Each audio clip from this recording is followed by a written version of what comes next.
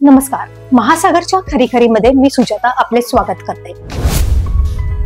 कालच केंद्रीय अर्थमंत्री, राज्याचे मुख्यमंत्री यांची जीएसटी बाबत बैठक पार पडली। या बैठकीत सध्या जीएसटीचे दर जे 4 टप्प्यांमध्ये आहेत त्यांना 2 टप्प्यात आणण्याचा निर्णय पक्का झाला। यामुळे अनेक मध्यमवर्गीयांना दिलासा मिळणार आहे। आजच्या या निर्णयामुळे 5%, 12%, 18% आणि 28% अशा 4 स्लॅबमध्ये असलेली जीएसटी आता फक्त 5 आणि 18% झालेली आहे। हे दोनच स्लॅब आता शिल्लक उरलेले आहेत। यामुळे मध्यमवर्गीयांच्या खर्चात निश्चितच बचत होणार आहे। 4 स्लॅब ठेवले म्हणून अनेक दिवसांपासून काँग्रेस पक्षाचा या विरोधात प्रचार सुरू होता। आता येत्या नवरात्र उत्सवापूर्वी सामान्य आणि मध्यमवर्गीय जनतेला दिलासा मिळेल। 12% आणि 28% हे 2 स्लॅब रद्द केल्यामुळे 12%तील बहुतेक वस्तू 5%वर येतील। जीएसटी परिषदेने अनेक वस्तूंचा कर कमी केल्यामुळे बहुतेक सर्व राज्यांनीच आपले नुकसान होईल त्याची भरपाई केंद्राने करावी अशी मागणी केलेली आहे।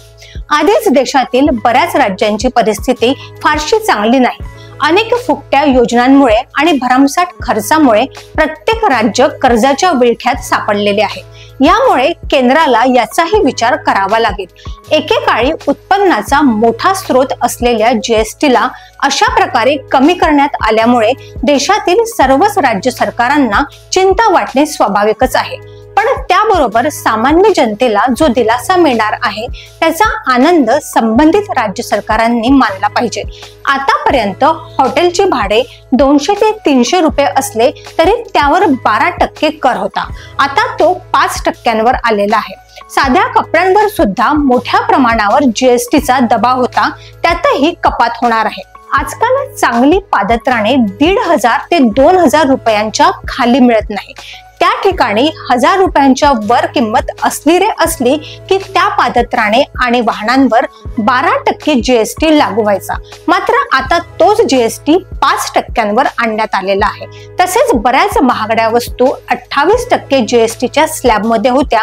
त्यापैकी car, bike, 3 wheeler, AC, fridge तसेच सिमेंट आणि 350 सीसीच्या बाईक्स आणि त्यांचे स्पेअर पार्ट्स हे सरळ 28%वरून 18%वर आणलेले आहेत। परंतु यामध्ये मेख अशी आहे की ज्या अतिशय महागड्या आणि अत्यंत चैनीच्या वस्तू किंवा गाड्या आहेत त्यावर आता 40% जीएसटीचा कर आकारण्यात येणार आहे। उदाहरणार्थ, जो माणूस 2-3 कोटींची गाडी घेणार आहे त्याला 40% कर भरावा लागेल। केंद्र सरकारने केलेल्या सूचनेनुसार जीएसटी परिषदेने अनेक वस्तू 0 करावर आणलेल्या आहेत। त्यामध्ये मध्यमवर्गीयांसाठी महत्त्वाच्या तसेच खाण्यापिण्याच्या आणि शालोपयोगी वापराच्या नित्योपयोगी गोष्टी जास्त आहेत। जसेच दूध, पनीर, पिझ्झा, ब्रेड, रोटी, पराठा या अन्न पदार्थांवरती आता कर लागणार नाही। तसेच शालोपयोगी गोष्टींमध्ये पेन्सिल, कटर, खोडरबर, लिखाणाच्या वह्या या वस्तूही स्वस्त होणार आहेत। विशेष म्हणजे औषधांवरील 33% कर कमी केलेला आहे। त्यामध्ये शॅम्पू, साबण, तेल या दैनंदिन वापरातील वस्तू 5% जीएसटीच्या कक्षेत आणल्या गेलेल्या आहेत। नमकीन पदार्थ, पास्ता, कॉफी, नूडल्स यांच्यावरचा जीएसटी 5% करण्यात आला आहे।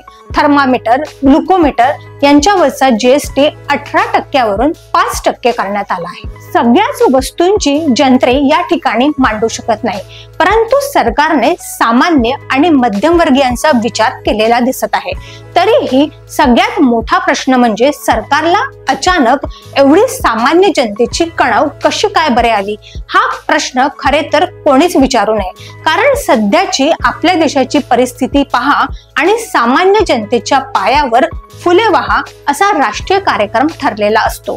भारतीय स्वातंत्र्याची दुंदुभी 15 ऑगस्ट 1947 साली रात्री 12 वाजता वाजली होती। तशीच याबाबत निर्णयासाठीची घोषणा करताना विशेष अधिवेशन भरवून त्याच रात्री 12 वाजता ही घोषणा करण्यात आली आहे।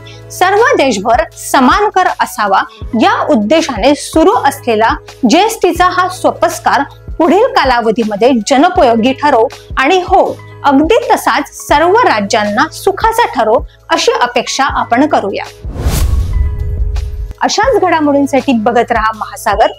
अजूनही तुम्ही आमच्या चॅनेलला सबस्क्राईब केलं नसेल तर लगेच सबस्क्राईब करा, लाईक करा, शेअर करा आणि बघत रहा महासागर. नमस्कार.